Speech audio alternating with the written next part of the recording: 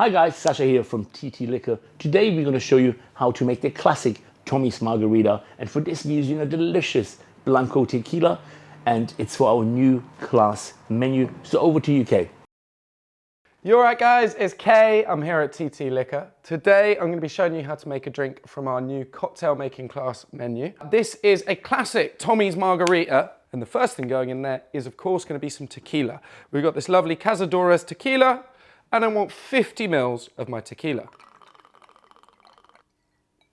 So this is a syrup made from the agave plant, which is the same thing that tequila is made from.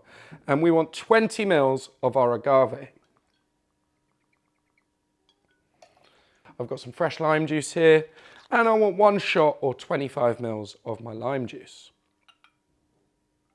There we go.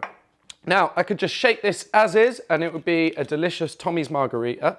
But if I wanted to customize it a little bit, I could add a little bit of chili or a couple of raspberries to my shaker to change it into either a picante or a frambuesa. So I'm going to add a couple of raspberries to my shaker.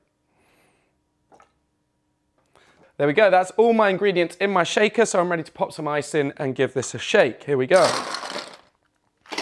Pop my tin on top, big old smack to seal it, and we'll give that a nice hard shake for around 10 to 15 seconds. Here we go. I'm just going to strain my margarita over that ice.